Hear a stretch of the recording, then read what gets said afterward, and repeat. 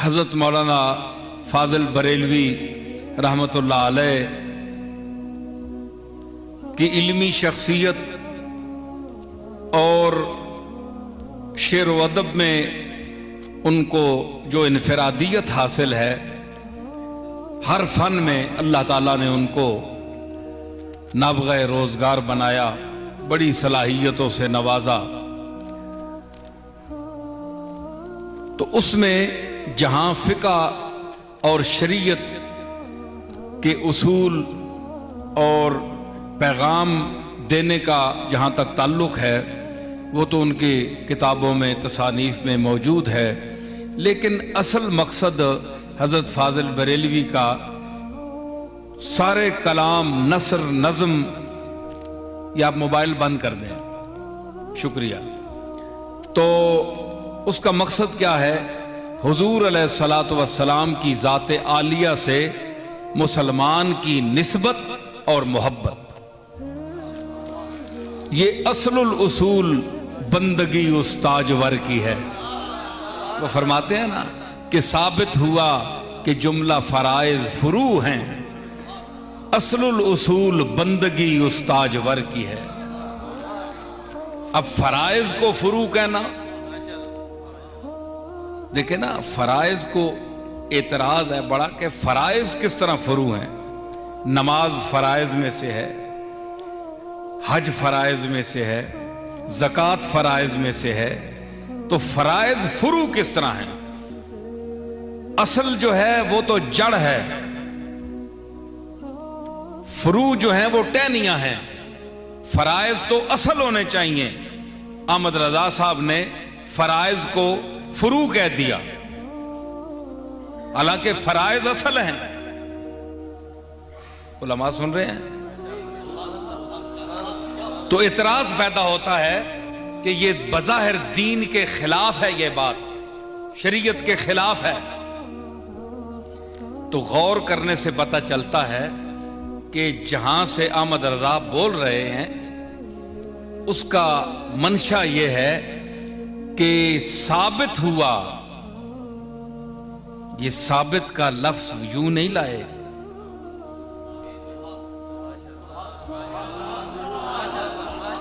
یہ رضوی حضرات بھی سن رہے ہیں، سنیں گے۔ آپ لوگ بھی احمد رضا صاحب پر بولتے ہیں، میں بھی بول رہا ہوں۔ تو آپ دیکھیں کہ ایک شاعر ہونے کی حیثیت سے لفظوں کا برتنا میں جانتا ہوں، سمجھ آئی؟ تو یہاں ثابت کے لفظ کی کوئی تک نہیں بنتی۔ بھائی پیچھے کوئی بات کہتے تو ثابت ہوتی نا، بھائی یوں ہی اٹھتے ہی کہہ دیا ثابت ہوا، آپ نے کیا دلیل دی پیچھے جو اس کے بعد ثابت کہہ رہے ہیں؟ مولانا سلیمان صاحب اور فرمائیں، کون سی دلیل دی ہے کہ آپ نے ثابت کر رہے ہیں؟ اٹھتے ہی ثابت کہہ دیا۔ تو اصل میں ہماری کم علمی ہے کہ ہم ان لوگوں کے کلام کو سمجھنے کی اہلیت نہیں رکھتے اور اعتراض کر دیتے ہیں۔ دیکھیں نا، اس میں ایک لفظ رکھا گیا ہے فروع، اور اگلے مصرے میں اصل رکھا گیا، اصل الاصول، اصل الاصول۔ تو یہ ثابت کا لفظ انہوں نے رعایت لفظی کے حوالے سے رکھا کہ اصلها ثابت وفرعها فی السماء۔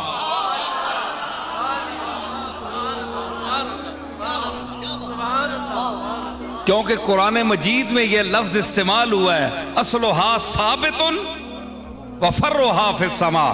تو فاضل بریلوی کی فاضلانہ جو انداز فکر تھا، انہوں نے شعر میں بھی قرآن کو نہیں چھوڑا۔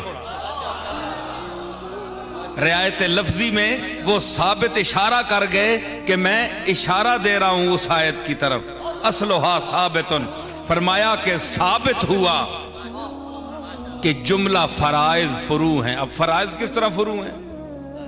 فرائض تو اصل ہے، نماز دین کی اصل ہے، حج اصل ہے، زکوٰۃ اصل ہے، روزہ اصل ہے، تو ان کو فرو کہہ دیا، ٹہنیاں ہیں یہ تو، اصل کوئی اور چیز ہے، حالانکہ ان کو اصل بتایا گیا ہے قرآن شریعت میں۔ تو کوئی اعتراض کر سکتا ہے کہ یہ فاضل بریلوی کا تصرف ہے دین میں کہ انہوں نے یہ کیا کہہ دیا۔ ان کو غور کرنا چاہیے کہ یہ فرائض اگرچہ ایک اعتبار سے اصل ہیں،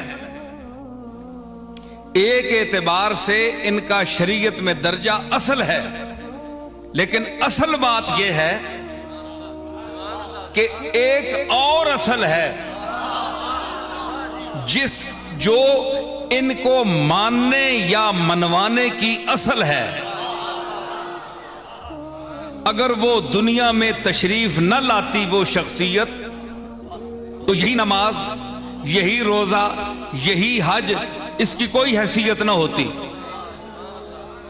تو فاضل بریلوی یہ کہنا چاہتے ہیں کہ اصول اگر دیکھا جائے تو شریعت میں بظاہر جو ہیں یہ 5 چیزیں جو ہیں یہ فرائض میں ہیں، اصول ہیں، اصول دین ہیں، لیکن جس نے یہ بتایا ہے، جو یہ احکام لے کر آیا ہے، اگر اس کی نسبت سے دیکھا جائے تو اصل وہ ہے، یہ اس کے فرع ہیں۔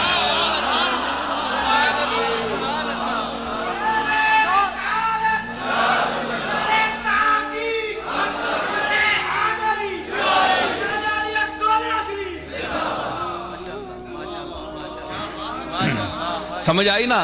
تو اب ثابت ہوا، میں اپنے ایک مصرع ہے اس پر میں لگایا ہے۔ مولانا فرماتے ہیں کہ ثابت ہوا کہ جملہ فرائض فروع ہیں۔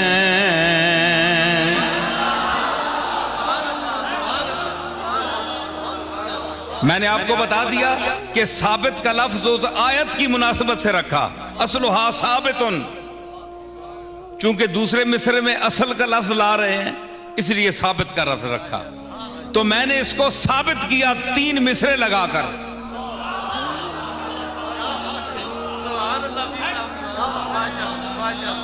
میں نے عرض کی صوم و صلاۃ ہیں کہ سجود و رکوع ہیں،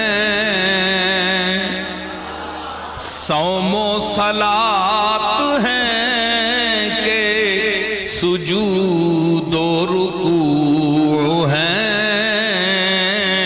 ہر چند شرع میں یہ اہم الوقوع ہیں، ہر چند شرع میں یہ اہم الوقوع ہیں، صوم و صلاۃ ہیں کہ سجود و رکوع ہیں، ہر چند شرع میں یہ اہم الوقوع ہیں۔ مصرع دے رہا ہوں، حب نبی نہ ہو تو یہ سب لانفع ہیں، حب نبی نہ ہو تو یہ سب لانفع ہیں، ثابت ہوا کہ جملہ فرائض فروع ہیں۔